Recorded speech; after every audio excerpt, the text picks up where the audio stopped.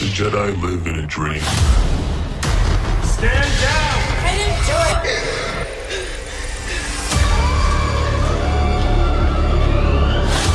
But an acolyte kills the dream.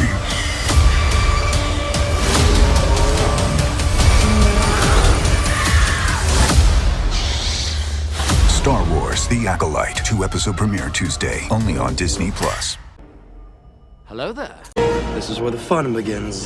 What's up, guys? Unofficial Star Wars here. Hope you're all doing well, and welcome to my The Acolyte first initial thoughts and overall reaction video for episode 2 of The Acolyte.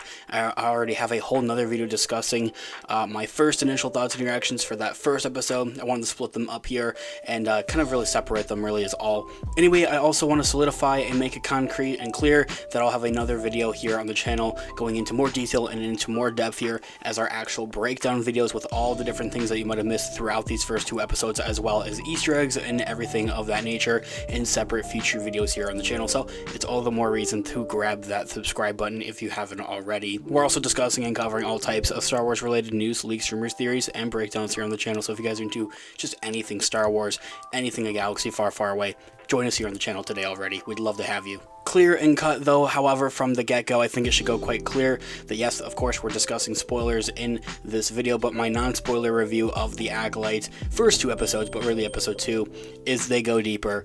It delves into so much more, and it's really all beginning to come more and more full circle here as we move forward here. So talking more on the basis of actual spoilers, what actually goes on in this episode, some of those key things that really stood out to me, those key things that I really enjoyed and loved. I don't know if this is because I'm option A, a big film buff, option B, a film student, or option C, both of those, and just a great big nerd maybe. But this episode, I think, really exemplifies and really comes out as to where some of the directors and producers, cast and crew members have said those remarks and said those teases in the last couple of weeks building up for the press tour here for The Acolyte, and now we're really seeing that come to fruition and actually seeing it as of to where they are saying The Acolyte pulls its inspirations from other Star Wars media, other Star Wars content, such as the original trilogy, the prequels, or even the Clone Wars animated show there as well. And it's little minute things such as movement or a camera movement, very technical things like that there as well.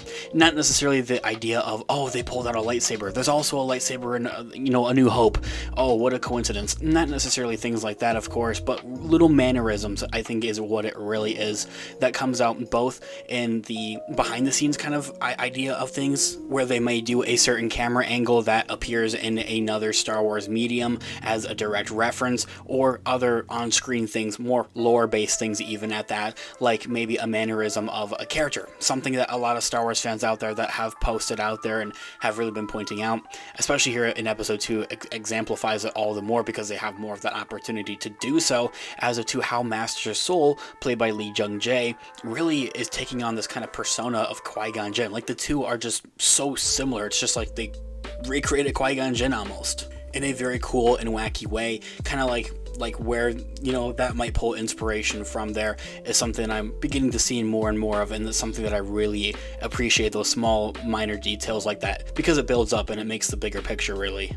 Along with episode 1 as well as episode 2 here, as well as we're discussing, is exactly what I would hope for these first at least episode, but I think episode 2 also does the same thing here, is where it fleshes out these characters more and more. But what episode 2 does all the more is that it really brings the stakes high. I'm not even gonna lie to you guys, I actually thought that Master Soul, he was done for by this episode. I thought he was actually going to die at the hands of May, of course, the assassin that's going around taking all these Jedi out here.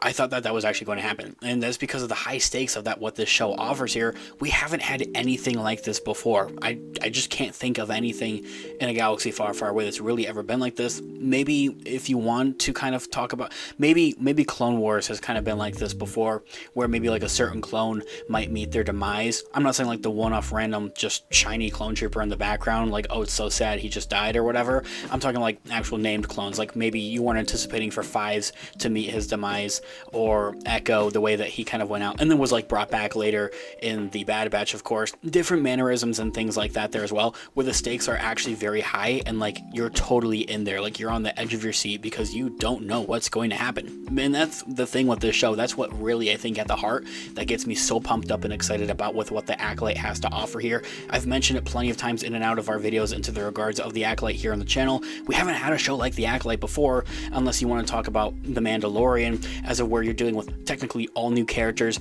a new timeline, a new era here in the galaxy far, far away, of course, different locations and a whole new story. Of course, The Mandalorian began to grow more and more out of that, not necessarily in a bad way, but just into the idea of where they are reintroducing really characters that we've known and loved, like Ahsoka, Bo-Katan, Luke Skywalker, Boba Fett. The Acolyte does the same thing, but they're kind of stuck with what they have here because it's set just in such an oddball time period, 100 years before the events of the prequel trilogy, the Skywalker saga. The only two characters that we know from the Skywalker saga, technically three thinking about it, if it makes sense, I think it lines up, is technically Chewbacca, who is probably around 700 years old, I think, at the time. We have Yoda, who's also somewhere around 700 years old during this time, and I think Maz Kanata from The Force Awakens is also somewhere floating around in the galaxy during this time period. Those are the only three characters that have that possible potential to show up, pop up somewhere here in the Acolyte, and even then, we haven't really heard much of that. I think that is something that a lot of fans out there would love to see, though, however. Point being, though, however, because of that, because we don't know these characters, they don't have plot armor, is the thing. They don't appear anywhere else later down the timeline. Anything could happen to them. They could up and just die right there and then, and we've seen that multiple times now, with Master and Dara dying in the first 5 minutes of the first episode, as I mentioned in my initial thoughts and reaction video on that there as well, was not in my cards here. I was just not expecting that whatsoever, especially because of what the actress Carrie Ann Moss had to say so much about the Acolytes show. I know confirmed from the trailers is that she does appear in more scenes, which are going to be flashback scenes actually, so she of course has stuff to say here about the Acolyte, but just a lot of what she was saying, it felt like that her character was going to be around more in the present time of when the Acolyte is actually taking place, of course, in the actual main timeline. Master Tubin, I think was his name as well, who bites the bullet in episode 2 here, more or less drinks the poison.